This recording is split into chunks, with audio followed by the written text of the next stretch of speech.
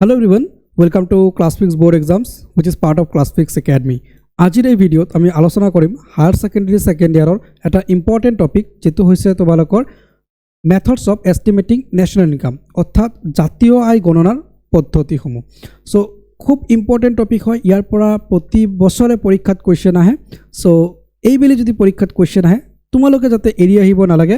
Concept একেবাৰে মই clear কৰি দিম। শৰ্ট কোৱেশ্চন আহক, লং কোৱেশ্চন আহক, সব এনসাৰ কৰিব পাৰিবা। সো ভিডিওটো কেৱল প্ৰথমৰ পৰা শেষলৈকে তোমালোকে চাই থাকিবা। ভিডিওটো চোৱাৰ পিছত যদি কিবা ডাউট থাকে, কিবা প্ৰশ্ন থাকে, কিবা সুধিব লগা থাকে, নিশ্চয় কমেন্ট সেকশনত সুধিবা। ডেফিনেটলি তোমালোকৰ ডাউট ক্লিয়াৰ কৰি দিয়া হ'ব। তাৰ লগতে তোমালোকে কমেন্ট সেকশনত নিজৰ হোম ডিস্ট্ৰিক্টৰ নামটো কমেন্ট কৰিবলৈ নাপাহৰিবা। সো আমি চাম কোনটো ডিস্ট্ৰিক্টৰ ষ্টুডেন্ট বেছি আছে, কোনটো ডিস্ট্ৰিক্টৰ কমেন্ট বেছিকৈ আমি পাওঁ। সো ডেফিনেটলি তোমালোকে সবে কমেন্ট কৰিবা নিজৰ হোম ডিস্ট্ৰিক্টৰ নাম। সো ভিডিওৰ মূল টপিকলৈকে আহিছোঁ, য'ত আমি আলোচনা কৰিম methods of estimating national income. So methods of estimating national income অৰ্থাৎ জাতীয় আয় গণনাৰ পদ্ধতিৰ কথা যেতিয়া আমি আলোচনা কৰিম তেতিয়া আমি তিনিটা পদ্ধতি পাম। প্ৰথমটো হৈছে মূল্য সংযোজন পদ্ধতি, সেকেন্ড হৈছে আয় পদ্ধতি আৰু থাৰ্ড হৈছে ব্যয় পদ্ধতি। তো উল্টাকেও তোমালোকে লিখিব পাৰা, আয় পদ্ধতি, ব্যয় পদ্ধতি, মূল্য সংযোজন পদ্ধতি এনেকৈ তোমালোকে লিখিব পাৰা, কোনো অসুবিধা নাই, ঠিক আছে। সো মূল্য সংযোজন পদ্ধতি কি হয়, আয় পদ্ধতি কি হয়, ব্যয় পদ্ধতি কি হয়, মই তোমালোকক ডিটেইলছত বুজাই আছোঁ, ঠিক আছে। সো মূল্য সংযোজন পদ্ধতিক ইংলিছত ভেলু এডেড মেথড বুলি কোৱা হয়, আয় পদ্ধতিক ইনকাম মেথড বুলি কোৱা হয় আৰু ব্যয় পদ্ধতিক এক্সপেণ্ডিচাৰ মেথড বুলি কোৱা হয়, ঠিক আছে, মনত ৰাখিবা। এটা মূল্য সংযোজন নামটো শুনিয়ে তোমালোকে গম পাইছা যে ভেলু এড হৈছে, মূল্য এড কৰা হৈছে। সো ইয়াকে আমি কি বুলি ক'ম, ভেলু এডেড মেথড। সিম্পল এটা কনসেপ্ট তোমালোকক কৈছোঁ যে এটা বস্তুৰ দাম আছিলে 100 টকা, পিছত সেই বস্তুটোৰ দাম 150 টকা হৈ গ'ল, তেন্তে কিমান মূল্য এড কৰা হ'ল, 50 টকাৰ মূল্য এড কৰা হ'ল। সো ইয়াকে আমি বেসিক্যালি ভেলু এডেড মেথড বুলি ক'ম বা ভেলু এড বুলি ক'ম, ঠিক আছে। সো ভেলু এডেড মেথড এইটো সিম্পলত মই বুজাইছোঁ, অলপ ইকুৱেশ্যন আছে সেইখিনিও বাৰু মই তোমালোকক ক্লিয়াৰ কৰাই দিম। সো ইকুৱেশ্যন কেইটা বুজাৰ আগতে তোমালোকে কেইটামান টার্ম বুঝিব লাগিব। সো টার্ম কেইটা হৈছে মধ্যবর্তী দ্রব্য। সো এটা মধ্যবর্তী দ্রব্য মানে কি, সো মধ্যবর্তী দ্রব্য অর্থাৎ ইন্টারমিডিয়েট মানে কি, সাপোজ এতিয়া মই বিস্কিট বনাম। সো মই যেতিয়া বিস্কিট বনাম মোক কি লাগিব, আটা লাগিব। সো আটা হৈছে মেইন ইনগ্ৰেডিয়েন্ট বিস্কিট বনোৱাৰ ক্ষেত্ৰত। সো আটা হৈছে আমাৰ ইন্টারমিডিয়েট অর্থাৎ মধ্যবর্তী দ্রব্য, মানে এটা ফাইনাল গুড। যেনেকৈ আমি বিস্কিট বনাইছোঁ, বিস্কিট এটা ফাইনাল গুড হয় না নাই। সো এতিয়া এই বিস্কিটটো বনাবলৈ আমি আটা ব্যৱহাৰ কৰিছোঁ। সো আটাটো হৈছে আমাৰ ৰ মেটেৰিয়েল, ইয়াক আমি ইন্টাৰমিডিয়েট বুলি ক'ম, আৰু ফাইনাল গুডটো হৈছে আমাৰ বিস্কিট, ঠিক আছে, অলৰাইট। তাৰপিছত মূল্য সংযোজন। সো এতিয়া মূল্য সংযোজন চোৱা, মূল্য সংযোজন মানে কি যে প্ৰডাকশ্যনৰ ডিফাৰেণ্ট ষ্টেজত ভেলুবিলাক এড হৈ থাকে, ঠিক আছে। সো ইয়াকে গ্ৰছ ভেলু এড বুলি কোৱা হয়। সো মই অলপ ডিটেইলছত বুজাই দিছোঁ তোমালোকক, ঠিক আছে। চোৱা মুঠ মূল্য সংযোজনটো কেনেকৈ হয়, সাপোজ এজন কৃষক আছে, এজন ফাৰ্মাৰ আছে, এজন ফাৰ্মাৰে কি কৰিছে, তোমালোকৰ ঘেঁহু উৎপাদন কৰিছে। সো ঘেঁহু যেতিয়া উৎপাদন কৰিছে তেতিয়া ঘেঁহুৰ মূল্য তেওঁ কিমান পাব, let's suppose 30 rupees per KG তেওঁ পাব, ঠিক আছে, 30 টকা প্ৰতি কেজিত পাব। সো এতিয়া 30 rupees পাৰ কেজি ঘেঁহু তেওঁ পালে। এতিয়া সেই ঘেঁহুটো তেওঁ বিক্ৰী কৰি দিব এটা ফেক্টৰীক বা এটা মানে প্ৰডাকশ্যন হাউচক তেওঁ বিক্ৰী কৰি দিব, বা এটা উৎপাদন প্ৰতিষ্ঠানক তেওঁ বিক্ৰী কৰিব। সো উৎপাদন প্ৰতিষ্ঠানে বেসিক্যালি কি কৰিব, সেই ঘেঁহুটো প্ৰসেস কৰি আটা বনাব। সো যেতিয়া আটা বনাব তেতিয়া ইয়াৰ দাম বাঢ়ি যাব। সো লেটছ সাপোজ ইয়াতে 45 rupees হৈ গ'ল দাম, আটাটোৰ দাম কিমান হৈ গ'ল, 45 rupees। চোৱা ইয়াতে আগত আছিল কিমান, 30 টকা কেজি। সো সেইটো আকৌ কি হ'ল, 45 rupees হ'ল। তেন্তে কিমান টকা এড হ'ল, নিশ্চয় ইয়াতে 15 টকাৰ ভেলু এড হৈছে। সো ইয়াকে আমি গ্ৰছ ভেলু এড বুলি ক'ম, ঠিক আছে। ঠিক একেদৰে এই আটাৰ বস্তাটো ইউজ কৰিব বিস্কিট কোম্পানীয়ে। এতিয়া সেই বিস্কিট কোম্পানীয়ে আকৌ বিস্কিট বনাব, বিস্কিট বনাই 1 কেজি আটাত আকৌ কিমান টকাৰ বিস্কিট বিক্ৰী কৰিব, সাপোজ 200 টকাৰ বিস্কিট বিক্ৰী কৰিব, 200 rupeesৰ। তো ইয়াতে চোৱা 45 টকাৰ আটা কিনিলে, কিনাৰ পিছত 200 টকাত বিক্ৰী কৰিলে, তেনেহ'লে 155 rupeesৰ ভেলু ইয়াতে এড কৰিলে। সো এই দুটা ভেলু এডেড হৈ গ'ল। সো এনেকৈ যিমান ভেলু এড হৈ গৈ থাকিব সেইবিলাকক যদি আমি সামেশ্যন কৰি লওঁ তেনেহ'লে আমি কি পাম, আমি জাতীয় আয় পাম বা ন্যাশনাল ইনকাম পাম, ঠিক আছে। ইয়াকে গ্ৰছ ভেলু এডেড বুলি কোৱা হয়, অলৰাইট। এতিয়া নেট ভেলু এডেড কি, so net value aided basically কি হয়, গ্ৰছ ভেলু এডেডৰ পৰা, মই ইকুৱেশ্যনটো ইয়াতে লিখিছোঁ, গ্ৰছ ভেলু এড GVAৰ পৰা যেতিয়া ডেপ্ৰিচিয়েশ্যন ক্ষয় ক্ষতিটো বিয়োগ কৰি দিয়া হয় তেতিয়া আমি নেট ভেলু এডেড পাওঁ। এতিয়া ক্ষয় ক্ষতি কি, চোৱা এতিয়া এই ফাৰ্মাৰে বিক্ৰী কৰিছে 30 টকা কেজি যেতিয়া এই কোম্পানীটোৱে আটাটো বনাইছে তেতিয়া যিটো মেচিন ইউজ হৈছে সেই মেচিনটো ইউজ কৰোঁতে কিবা ক্ষয় ক্ষতি হ'ব না নাই মেচিনৰ আৰু মেচিনটো মেৰামত কৰিব লাগিব ৰিপেয়াৰ কৰিব লাগিব সো সেই মেচিনৰ বাবদ প্ৰতি কেজিত ধৰা 5 টকাকৈ খৰচ কৰিব লাগে সো সেই 5 টকাক আমি ক্ষয় ক্ষতি বুলি ক'ম তো তেনে ক্ষেত্ৰত চোৱা এতিয়া এই যিটো 15 টকাৰ ভ্যালু আছিলে তাৰ বাবদ কিন্তু 5 টকাকৈ খৰচ কৰিব লাগিছে তেন্তে হেতু যদি আমি মাইনাস কৰি দিম 15 পৰা 5 মাইনাস কৰি দিম তেতিয়া আমি কিমান পাম তেতিয়া আমি 10 পাম সো এটো হৈছে এনভিএ নেট ভ্যালু এডেড মানে ক্ষয় ক্ষতি যেটো হয় সেই ক্ষয় ক্ষতিটো বিয়োগ কৰি দিলে মাইনাস কৰি দিলে যেটো পাও আমি এটো নেট ভ্যালু এডেড পাও ঠিক আছে ঠিক একেদৰে এতিয়া সেই আটাটো আকৌ বিস্কিট কোম্পানী ব্যৱহাৰ কৰিব এটা বিস্কিট কোম্পানীত আৰু বহুত বেছি মেচিন ইউজ হয় হয় না নাই সো এতিয়া তেওঁলোকৰ ক্ষয় ক্ষতিটো বেছি হ'ব লেটস সাপোজ আমি ধৰিছো যে তেওঁলোকৰ 55 रुपीस ক্ষয় ক্ষতি হয় তেনে ক্ষেত্ৰত এই 55 रुपीस যেতিয়া আমি মাইনাস কৰি দিম ইয়াৰে পৰা যে 100 रुपीस পাম এটোক আমি এনভিএ নেট ভ্যালু এডেড বুলি কম ঠিক আছে সো গ্ৰছ ভ্যালুটো বুজিলা গ্ৰছত তোমালোকৰ কি ডেপ্ৰিসিয়েশনটো থাকে আৰু নেট ভ্যালু কি কৰা হয় তোমালোকৰ ডেপ্ৰিসিয়েশনটো মাইনাস কৰি দিয়া হয় মানে গ্ৰছৰ পৰা আমি যেতিয়া ডেপ্ৰিসিয়েশনটো মাইনাস কৰি দিম তেতিয়া আমি নেট পাম ঠিক আছে কনসেপ্টটো তোমালোকক আৰু মই অলপ ক্লিয়াৰ কৰি দিছো হা যে তোমালোকৰ মুট আৰু নিগুটটো কি হয় কনসেপ্টটো আৰু মই বুজাই দিছো সো সিলিন্ডাৰৰ এক্সাম্পল ললে তোমালোকে ভাল পাবা কাৰণ এতিয়া সিলিন্ডাৰৰ প্ৰাইস বহুত বাঢ়ি আছে প্ৰাইস বাঢ়া নাই বাৰু ডিমান্ড বাঢ়ি আছে ঠিক আছে মানে বহুত ডিমান্ড বাঢ়ি আছে প্ৰাইসও বাঢ়িছে সামথিং বাঢ়িছে কিবা এটা মানে প্ৰাইস বাঢ়িছে কিন্তু ডিমান্ড বহুত হৈ আছে এতিয়া সিলিন্ডাৰৰ ঠিক আছে সিলিন্ডাৰৰ ক্ৰাইসিস হৈ আছে এতিয়া সো সিলিন্ডাৰ এটা মই ড্ৰ কৰি লৈছো তেতিয়া তোমালোকে ভালকে বুজি পাবা ঠিক আছে লেটস সাপোজ এটো এটা সিলিন্ডাৰ হয় ওকে এটো এটা সিলিন্ডাৰ হয় ধৰি লৈছো ঠিক আছে সিলিন্ডাৰ আমি সবে ঘৰত ব্যৱহাৰ কৰো সো এটো সাপোজ আমাৰ সিলিন্ডাৰ ওকে এই ৰঙা ৰঙৰ সিলিন্ডাৰ বিলাক হয় নহয় গ্যাসৰ এটো এটা সিলিন্ডাৰ ওকে সো এতিয়া সিলিন্ডাৰত কিমান গ্যাস থাকে সো সাপোজ আমি ধৰি লৈছো ইয়াতে তোমালোকৰ গ্যাস আছে 29.2 কেজি ওকে 29.2 কেজি তোমালোকৰ সিলিন্ডাৰটো মানে আছে ওয়েট টোটাল ওয়েট এই সিলিন্ডাৰৰ টোটাল ওয়েটটো হৈছে কিমান 29.2 কেজি এতিয়া তাতে কি 29.2 কেজিৰ গ্যাস আছে নেকি নাই ডেফিনেটলি এই সিলিন্ডাৰটোৰ এটা ওয়েট আছে সিলিন্ডাৰটোৰ ওয়েট সাপোজ আমি ধৰিছো 15 কেজি মান আছে তেনে হলে ইয়াতে গ্যাস কিমান আছে সো ইয়াতে সোয়া গ্ৰছ আছে আমাৰ কিমান গ্ৰছ আছে 29 কেজি 200 ঠিক আছে সো তাৰে পৰা আমি ডেপ্ৰিসিয়েশন কোনটো হ'ব এই যেটো 15 কেজি সিলিন্ডাৰৰ ওয়েট এটো ডেপ্ৰিসিয়েশন এটো ক্ষয় ক্ষতি সো হেতু যদি মাইনাস কৰি দিম আমি কিমান পাম 14 কেজি 200 গ্ৰাম সো 14.2 এটো আমাৰ হৈছে নেট সো নেট আমি কিমান গ্যাস পালো 14 কেজি 200 সো এই যেটো 29 কেজি 29.2 কেজি আছে এটো হৈছে আমাৰ গ্ৰছ ওয়েট তাৰে পৰা আমি সিলিন্ডাৰৰ ওয়েটটো যেতিয়া মাইনাস কৰি দিছো 15 কেজি তেতিয়া আমি কিমান পাইছো 14 কেজি 200 হেতু হৈছে আমাৰ নেট ওয়েট সো গ্ৰছৰ পৰা যদি আমি ক্ষয় ক্ষতিটো মাইনাস কৰি দিও বেসিক্যালি তেতিয়া আমি নেট ওয়েটটো পাও ঠিক আছে এটো আছিল তোমালোকৰ গ্ৰছ আৰু নেটৰ কনসেপ্ট সো গ্ৰছক আমি মুট বুলি কম অসমীয়াত আৰু নেটক আমি নিগুট বুলি কম ঠিক আছে তো নেট মূল্য সংযোজন বা নিগুট মূল্য সংযোজন বুলি কোৱা হয় ঠিক আছে ওকে এতিয়া তোমালোকৰ কনসেপ্ট আহিব মজুত সো বেসিক্যালি মজুত কি হয় লেটস সাপোজ মই বিস্কিট বনাও ঠিক আছে সো মোৰ এটা বিস্কিট বনোৱা কোম্পানী আছে সো এতিয়া 2026 চলি আছে 2026 চলি আছে সো মই ৰ মেটেৰিয়েলছ যিবিলাক দৰকাৰ হয় যেনেকৈ আটা তাৰ পিছত বাটাৰ এইবিলাক যি ৰ মেটেৰিয়েলছ লাগে সেইবিলাক মই ক্ৰয় কৰি লৈ আহো আৰু বিস্কিট বনাই মই বিক্ৰী কৰো সো এটো মোৰ প্ৰডাকশন হয় ঠিক আছে সো এতিয়া 2026 শেষ হৈ যেতিয়া 27 আহিব সো 31 ডিসেম্বৰত মোৰ সব বস্তু শেষ হৈ যাব নেকি যে আটাও শেষ হৈছে বাটাৰো শেষ হৈছে এনেকুৱা হ'ব নেকি নহয় অলপ হলো আটা থাকি যাব অলপ বাটাৰ থাকি যাব হেতু আকৌ মোৰ 27 লৈকে 2027 লৈকে কন্টিনিউ হ'ব মানে 27 ৰ 1 জানুৱাৰীত মই পাই যাম সো সেই যেটো বস্তু এটা বছৰৰ পৰা আনটো বছৰলৈকে কেৰি ফৰৱাৰ্ড হয় ইয়াকে আমি মজুদ বুলি কম ঠিক আছে এতিয়া আমি বুজি পালো যে মধ্যবৰ্তী দ্ৰব্য কি মুঠ মূল্য সংযোজন কি নিগুট মূল্য সংযোজন কি আৰু মজুদ কি হয় ঠিক আছে ক্লিয়াৰ হৈ গল এতিয়া আই পদ্ধতিত বেসিক্যালি কি হয় সো আই পদ্ধতিত আমি ফ্যাক্টরস অফ ইনকাম সাপোজ মই বিস্কিট বনাম এটা বিস্কিট বনাবলৈ হলে মোক কি ফ্যাক্টরস লাগিব সো ডেফিনেটলি মোক ভূমি লাগিব মাটি এডখৰ লাগিব যত মই ঘৰটো বনাম তাৰ পিছত শ্ৰমিক লাগিব যত ফ্যাক্টৰীত মানুহবিলাকে কাম কৰিব বিস্কিট ফ্যাক্টৰীত মানুহবিলাকে যত মানে কাম কৰিব বিস্কিট বনাব সেই মানুহবিলাক লাগিব মোক সবটো মই মেচিনত কৰিব নোৱাৰো যিমানে মেচিন ইউজ কৰো এজন হলো মোক মানুহ লাগিব শ্ৰম বুলি কম তাক তাৰপিছত মূলধন মানে কি মেচিন লাগিব, তাতে কেপিটেল লাগিব, ঠিক আছে, বেচিকেলি তাতে পইচাৰ প্ৰয়োজন আছে,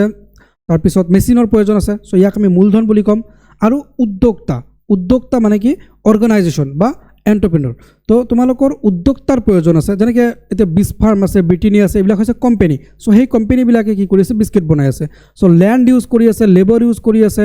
আৰু তেওঁলোকে কেপিটেল ইউজ কৰি আছে, আৰু বিচ ফাৰ্ম বা ব্ৰিটেনিয়া নামত তেওঁলোকে বিস্কিট বনাই আছে। চ' এইকেইটা হৈছে মানে মেইন ফেক্টৰ্ছ অফ প্ৰডাকশ্যন। আৰু এইকেইটা ডেফিনেটলি আয় কৰে, যেনেকৈ ভূমিয়ে যিটো আয় কৰে ইয়াক আমি কি বুলি ক'ম, খাজনা বুলি ক'ম। শ্ৰমে যিটো আয় কৰে ইয়াক আমি কি বুলি ক'ম, মজুৰি বুলি ক'ম। তাৰপিছত মূলধনে যিটো আয় কৰে ইয়াক আমি সুদ বুলি ক'ম, ইণ্টাৰেষ্ট বুলি ক'ম। আৰু উদ্যোক্তাই যিটো আয় কৰে ইয়াক আমি লাভ বুলি ক'ম। চ' এতিয়া ভূমিয়ে যিটো আয় কৰে, শ্ৰমে যিটো আয় কৰে, মূলধনে যিটো আয় কৰে, উদ্যোক্তাই যিটো আয় কৰে, এই গোটেইকেইটাক যেতিয়া আমি চাম কৰি দিম, যোগ কৰি দিম, আমি কি পাই যাম, নেশ্যনেল ইনকাম পাই যাম, ঠিক আছে। চ' আয় পদ্ধতিত বেচিকেলি ভূমি, শ্ৰম, মূলধন আৰু উদ্যোক্তাৰ আয়টোক লোৱা হয়, ঠিক আছে। ঠিক একেদৰে তোমালোকৰ আহিব ব্যয় পদ্ধতি। চ' ব্যয় পদ্ধতিত কি হয়, চ' চবেই আমি ব্যয় কৰোঁ, আমি পইচা চবেই খৰচ কৰোঁ, হয়নে নাই। চ' তুমিও খৰচ কৰা, ময়ো খৰচ কৰোঁ, চবেই পইচা খৰচ কৰে। চ' এই পইচাবিলাক আমি য'ত মানে খৰচ কৰোঁ, য'ত ব্যয় কৰোঁ, সেই গোটেইবিলাকক যদি চাম কৰি লওঁ আমি, তেতিয়া আমি নেশ্যনেল ইনকাম পাম একৰ্ডিং টু এক্সপেণ্ডিচাৰ মেথড। তো বেচিকেলি ইয়াতে কি হয়, আমি ক'ত পইচা ব্যয় কৰোঁ, যেনেকৈ কনজামশ্যন এক্সপেণ্ডিচাৰ, ভোগ কৰোঁ আমি, যেনেকৈ এটা মোবাইল লৈছোঁ, তাৰপিছত বিস্কিট লৈছোঁ, তাৰপিছত কিবা খোৱা বস্তু লৈছোঁ, কিবা কাপোৰ লৈছোঁ। চ' এইবিলাক হৈছে কনজামশ্যন এক্সপেণ্ডিচাৰ, যাক চি বুলি কোৱা হয়, অ'কে, কনজামশ্যন এক্সপেণ্ডিচাৰ, ভোগ ব্যয়। তাৰপিছত বিনিয়োগ ব্যয়, মানে আমি ইনভেষ্ট কৰোঁ। ছাপ'জ কি, যেনেকৈ তোমালোকে এটা কোৰ্চ লৈছা ক্লাছফিক্স একাডেমীত বা ক্লাছফিক্স ব'ৰ্ড এক্সাম ইউটিউব চেনেলত এটা তোমালোকে কোৰ্চ লৈছা, সেইটো তোমালোকৰ ইনভেষ্টমেণ্ট, বিনিয়োগ হৈছে, হয় না। চ' বিনিয়োগ। তাৰপিছত চৰকাৰে ব্যয় কৰে, চৰকাৰে যেনেকৈ ৰাস্তা বনায়, দলং বনায়, সেইবিলাক হৈছে চৰকাৰী ব্যয়, গভৰ্ণমেণ্ট এক্সপেণ্ডিচাৰ, যাক জি বুলি কোৱা হয়। আৰু নিগুট ৰপ্তানি বা নেট ৰপ্তানি। তো নেট ৰপ্তানি বা নেগুট ৰপ্তানি হৈছে তোমালোকৰ কি, যে ইম্পৰ্ট মাইনাছ এক্সপৰ্ট। যেতিয়া আমি ইম্পৰ্ট বা এক্সপৰ্ট মাইনাছ কৰি দিওঁ, যেতিয়া নেট ভেলু থাকে, সেইটোক আমি নিগুট আমদানি বা ৰপ্তানি বুলি ক'ম, ঠিক আছে। তো বেচিকেলি কি হয়, ভাৰতৰ পৰা কিছু বস্তু বাহিৰত যায় আৰু কিছু বস্তু বাহিৰৰ পৰা ভাৰতত আনে। যেনেকৈ আইফোনটো বাহিৰা দেশৰ, চ' এইটো ইম্পৰ্ট কৰি অনা হৈছে। আৰু চাহপাত আমাৰ ইণ্ডিয়াৰ, সেইটো আমি বাহিৰত এক্সপৰ্ট কৰিছোঁ। চ' ইম্পৰ্টক এক্স বুলি কোৱা হয়, এক্সপৰ্টক এম বুলি কোৱা হয়। চ' ইম্পৰ্টৰ পৰা এক্সপৰ্ট যেতিয়া মাইনাছ কৰি দিওঁ, আমি তেতিয়া নেট বা নিগুট যিটো ৰপ্তানি সেইটো পাওঁ। চ' বেচিকেলি এইকেইটাক যেতিয়া আমি ছামেশ্যন কৰি দিওঁ, তেতিয়া আমি মানে তোমালোকৰ নেশ্যনেল ইনকাম পাওঁ। চ' এইকেইটা আছিলে মেইন কম্পনেণ্ট, মানে জানিবলগীয়া। এতিয়া আমি ফৰ্মুলালৈকে আহিম, যে বেচিকেলি ইয়াৰ ফৰ্মুলা কি হয়, পৰীক্ষাত তোমালোকে কেনেকৈ লিখিব লাগিব, সেইটো বহুত বেছি ইম্পৰ্টেণ্ট। চ' ভিডিঅ'টো অলপ দীঘলীয়া হৈ আছে বাৰু, মই মানিছোঁ যে তোমালোকে ধৈৰ্য সহকাৰে চাই থাকিবা, ঠিক আছে। কাৰণ কনচেপ্ট ইয়াতে ইম্পৰ্টেণ্ট আছে কিন্তু দেই, যে তোমালোকে যদি কনচেপ্ট নাজানা, তেতিয়াহ'লে কিন্তু তোমালোকৰ মানে অসুবিধা হ'ব। চ' কনচেপ্ট ক্লিয়াৰ কৰা, পৰীক্ষাত মই যেনেকৈ কৈ আছোঁ তেনেকৈ লিখিবা, একদম ফুল মাৰ্ক পাবা। আৰু যদি তোমালোকে স্পেচিয়েল নোট তোমালোকে বিচাৰিছা, অবভিয়াছলি আমাৰ এপটো ডাউনলোড কৰি ল'বা, যিটো গুগল প্লে' ষ্ট'ৰত আছে, লিংক তোমালোকে ডেছক্ৰিপশ্যনত পাবা। এপটো ইনষ্টল কৰি লৈ তাৰে পৰা তোমালোকে নোটটো কালেক্ট কৰি ল'ব পাৰিবা, ঠিক আছে। তো যি কি নহওক, এতিয়া আমি মেইন কনচেপ্টলৈকে আহিছোঁ, যে মূল্য সংযোজন পদ্ধতিৰ ইকুৱেশ্যনটো কি হয়। চ' মূল্য সংযোজন পদ্ধতি, ইয়াতে যদি তোমালোকক পৰীক্ষাত এনেকৈ 1 মাৰ্কৰ কুৱেশ্যন আহে, যে মূল্য সংযোজন বুলিলে কি বুজা, বা মূল্য সংযোজন পদ্ধতি কি, 1 মাৰ্কৰ আহিলে তোমালোকে কেনেকৈ লিখিবা। চ' 1 মাৰ্কৰ আহিলে তোমালোকে এনেকৈ লিখিবা, যে এটা নিৰ্দিষ্ট সময়ত উৎপাদনৰ প্ৰতিটো স্তৰত যি নতুন মূল্য সংযোজন কৰা হয়, সেইসমূহৰ মুঠ যোগফলৰ জৰিয়তে ৰাষ্ট্ৰীয় আয় গণনা কৰা পদ্ধতিক মূল্য সংযোজন পদ্ধতি বোলা হয়, ঠিক আছে। মানে ডিফাৰেণ্ট ষ্টেজত যি ভেলু এড হৈছে, 50 টকা, 100 টকা, চ' এই যি ভেলুবিলাক এড হৈ গৈ আছে, এই ভেলুবিলাকৰ যেতিয়া ছামেশ্যন আমি কৰিম, তেতিয়া আমি কি পাম, ভেলু এডেড মেথড পাম, ঠিক আছে। ইয়াক আমি GVA বুলি ক'ম, গ্ৰছ ভেলু এডেড। ইংৰাজীত কি কোৱা হয়, the value added method is the method of calculating national income by summing up additional value created at each stage of production during এ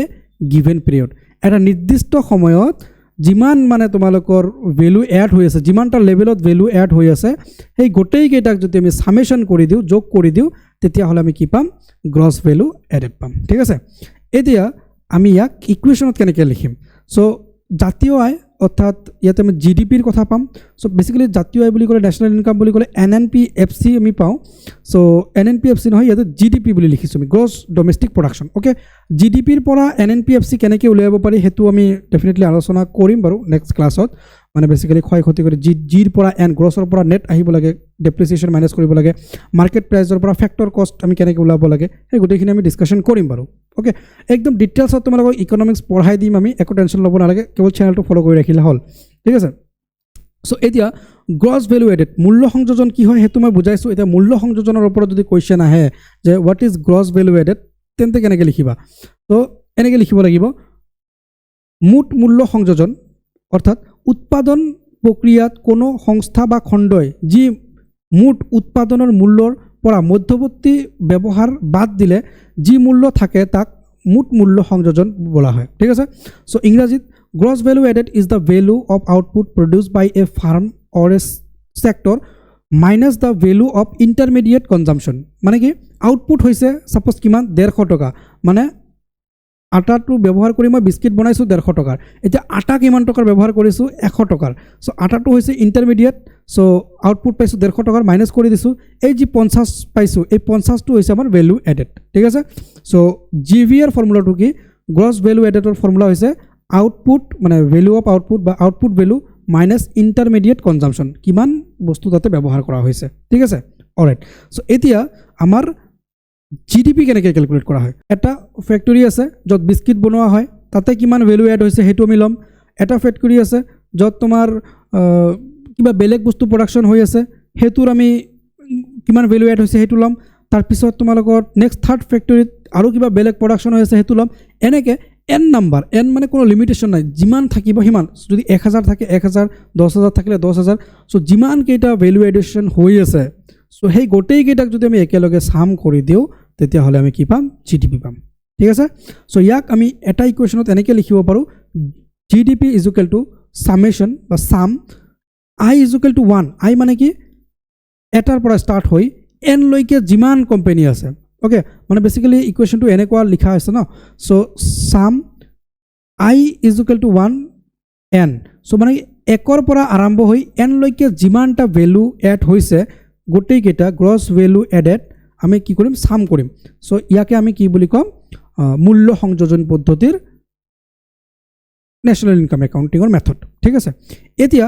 নেটৰ ক্ষেত্ৰতো তেনেকুৱা নেটৰ ক্ষেত্ৰত হলে বেসিক্যালি কি হ'ব ইয়াতে বেসিক্যালি তোমালোকৰ ডেপ্ৰিচিয়েশন টু মাইনাস হৈ যাব ওকে ডেপ্ৰিচিয়েশন টু মাইনাস কৰি দিলে আমি নেট পাম ওকে নেট কেতিয়া পাম আমি ডেপ্ৰিচিয়েশন টু মাইনাস কৰি দিলে পাম ঠিক আছে অলৰাইট আৰু নেটৰ লগত ডেপ্ৰিচিয়েশন মাইনাস কৰি দিলে আমি জি পাই যাম অলৰাইট সো এনেকুৱা কনসেপ্টটো সো এটো আছিল মূল্য সংযোজন পদ্ধতি এতিয়া আহিব আমাৰ নেক্সট যেটো পদ্ধতি which is আই পদ্ধতি ইনকাম মেথড সো ইনকাম মেথডত বেসিক্যালি কি হয় যে ইনকাম কোনে কৰে ফ্যাক্টৰস অফ প্ৰোডাকশনে কৰে চাৰিটা ফ্যাক্টৰস অফ প্ৰোডাকশন পাইছো land labour capital organisation so এতিয়া এই চাৰিটা মানে ফ্যাক্টৰস অফ প্ৰোডাকশনে যি আৰ্ন কৰে ইয়াক যদি আমি সাম কৰি দিও তেতিয়া হলে আমি কি পাম ন্যাশনাল ইনকাম পাম সো ডেফিনেশন তোমালোকে কেনেকৈ লিখিবা এটা নিৰ্দিষ্ট সময়ত অৰ্থনীতিত উৎপাদনৰ উপাদানসমূহে লাভ কৰা সকলো আয়ৰ যোগফলৰ জৰিয়তে ৰাষ্ট্ৰীয় আয় গণনা কৰাৰ পদ্ধতিক আয় পদ্ধতি বলা হয় ওকে ইংৰাজীত লিখিবলৈ হলে